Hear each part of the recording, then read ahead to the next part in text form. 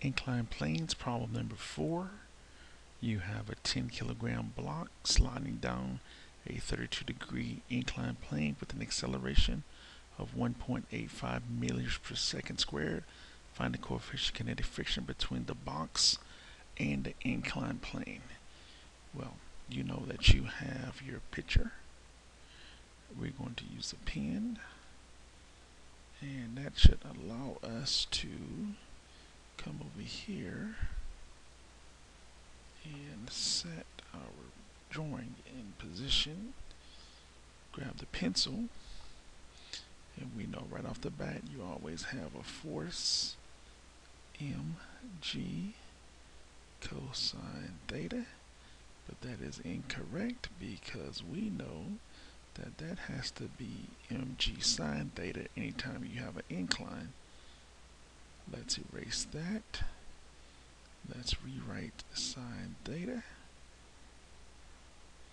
And then you have a force perpendicular. That's your normal force. And you have a force down. That is your Fg cosine theta.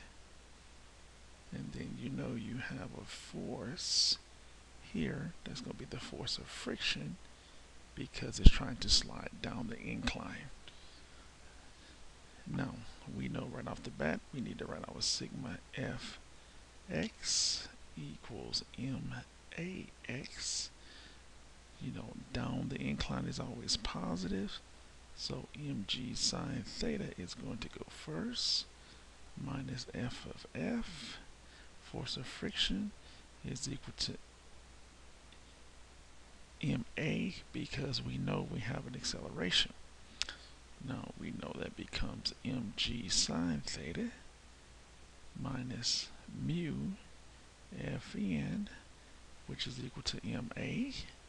We're going to come over here and do our sigma Fy.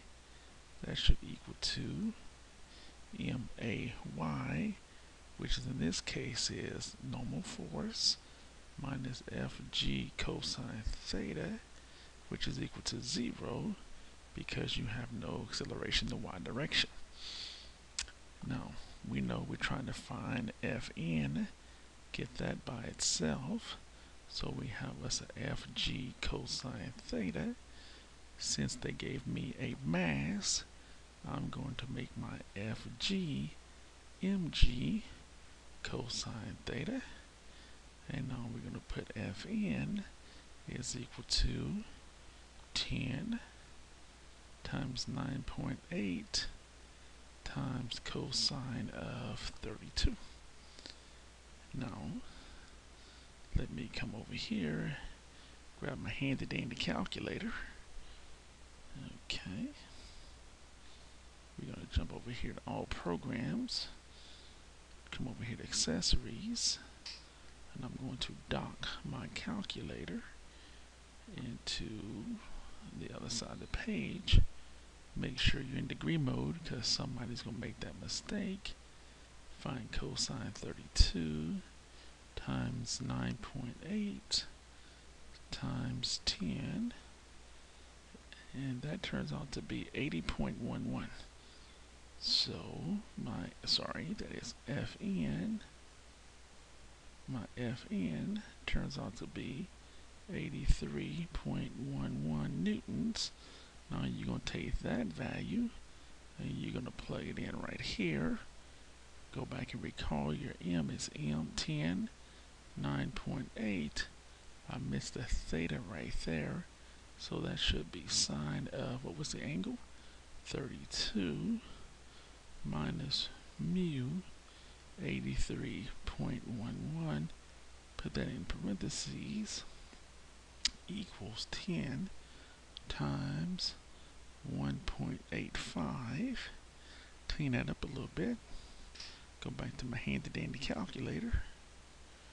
Hit 32. And we're going to hit sine. Multiply that by 9.8. I would say 98, but somebody's going to freak out, so we better show all the steps. I get 51.93 for that little piece. 51.93 minus 83.111 equals 18.5. Now you have a nice simple linear equation, and don't forget, and I'm missing my mu. So let me come up here and grab my little handy dandy eraser, erase this equal sign so I can sneak my mu in there, and mu equals that, letters left, numbers right. Mu is the variable we're looking for, so we're going to throw all that other stuff across the bridge. 51.93. I get a nice little minus 83.11 mu equals negative. Handy dandy calculator again tells me it's going to be 18.5 minus 51.93. That gives me a nice little negative 33.43. Okay, now I'm going to come up here and finish that calculation in the box. Change the attitude. That gives me 83.11 mu equals 33.43 divided by 83.11. 83.11. I get mu equals, go back to my handy dandy calculator, 83.11, sorry, clear that, 33.43 divided by 83.11, and I get a coefficient of mu equals 0.40. No units because it's a coefficient. Right? Right.